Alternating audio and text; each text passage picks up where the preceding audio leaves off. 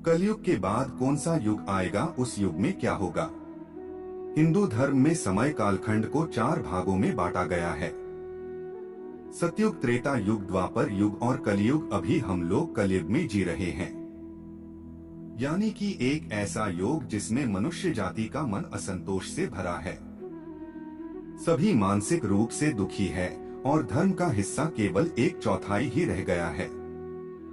चारों ओर अहंकार, आतंक और केवल लालच दिखाई देता है। लेकिन दोस्तों, क्या आपने कभी यह सोचा है कि इस श्रापित युग का अंत कब होगा, या फिर यह कि कलयुग के बाद का युग कैसा होगा? अगर आप यह नहीं जानते तो आइए हम आपको आज की इस वीडियो के माध्यम से बताते हैं कलयुग के बाद युग कैसा होगा। धार्मिक ग्रंथों के अनुसार युगों के परिवर्तन का यह 22वां चरण चल रहा है। भगवत गीता में भी इस बात का वर्णन किया गया है। गीता के अनुसार परिवर्तन ही सृष्टि का नियम है। जैसे आत्मा एक शरीर को छोड़कर दूसरा शरीर धारण करती है। कलयुग के बाद क्या आएगा? दिन के बाद रात होती है, जैसे ऋतु भी अपने निश्चित समय के साथ परिवर्तित होती है। ठीक उसी प्रकार कलयुग के बाद सतयुग का आना भी अटल सत्य है। ग्रंथों में कलयुग से जुड़ी एक कथा का वर्णन मिलता है, जिसके अनुसार एक दिन किसी ने भगवान विष्णु से पूछा, प्रभु, अभी यह द्वापर युग चल रहा है और कालखंड के चक्कर के अनुसार इसके बाद कलयुग आने वाला है, लेकिन मनुष्य उस युग को पहचानेगा कैसे? तब विष्णु जी कहते हैं, जब दुनिया में पाप बढ़ जाएगा तब समझ लेना कि कलयुग शुरू हो चुका है। कलयुग के अंत में मनुष्य की आयु कितना होगा?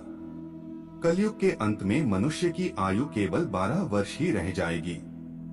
लोग धन के लालच में किसी की हत्या करने से भी पीछे नहीं हटेंगे। अभी जिनके शव को स्त्रियों का आभूषण समझा जाता है, उसी को स्त्रियां कटवाना शुरू कर देंगी।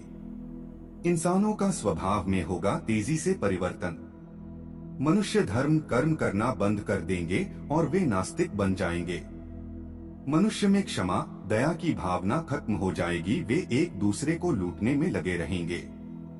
धन का बोलबाला होगा और जिनके पास धन होगा वही समाज का स्वामी होगा।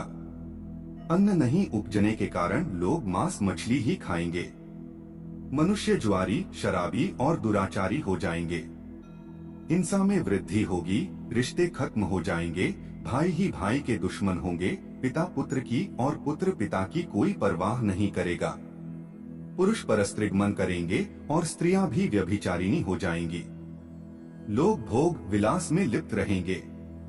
कैसा होगा स्त्रियों का स्वभाव? स्त्रियां उन्हीं के पास रहेंगी जिनके पास धन होगा, वह अपने धनहीन पति को छोड़ देगी। स्त्रियां पराये मर्द के साथ संबंध बनाने में संकोच नहीं करेगी। महिलाओं को अपने पर रूपवती होने का गर्व होगा। पत्नियां पतिव्रत धर्म का पालन नहीं करेंगी और वह कठोर स्वभाव तथा कड़वा बोलने वाली बन जाएगी। 6 से 7 साल की उम्र में ही लड़कियां मां बन जाएगी। कैसी होगी प्राकृतिक स्थिति? प्राकृतिक स्थिति बद से बदतर होती चली जाएगी। गर्मी बढ़ती चली जाएगी। नदी नाले समुद्र सूखते चले जाएंगे। मिट्टी बंजर बन जाएगी। खेतों से अन्न उगने बंद हो जाएंगे। प्राकृतिक आपदाएं जैसे भूकंप, बारिश, तूफान में वृद्धि होती चली जाएगी। भारी गर्मी की वजह से धरती पर सब कुछ सूख जाएगा और बारिश आना बंद हो जाएगा। लोग घरों में रहना बंद कर देंगे और वह जमीन में गड्ढे बनाकर रहना शुरू करेंगे। होगा कल की अवतार। कलयुग के अंतिम काल में भगवान विष्णु का कल की अवतार होगा।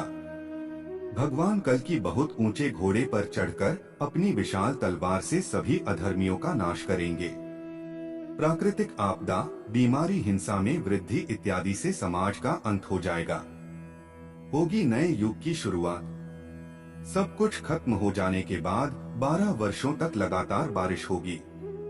धरती जलमग्न हो जाएगी और जल में ही जीवन की शुरुआत फिर से होगी। इसके बाद सभी स्त्री पुरुष सुंदर दिखने के लिए अपने बालों को रंगना शुरू कर देंगे। उसके बाद जब हर घर में कलह होने लगेगा, पुत्र पिता को मारने लगेगा।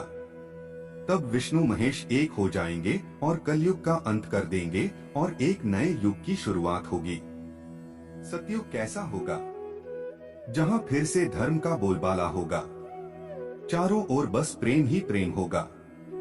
लोग पूजन, कर्मकांड आदि में विश्वास करेंगे।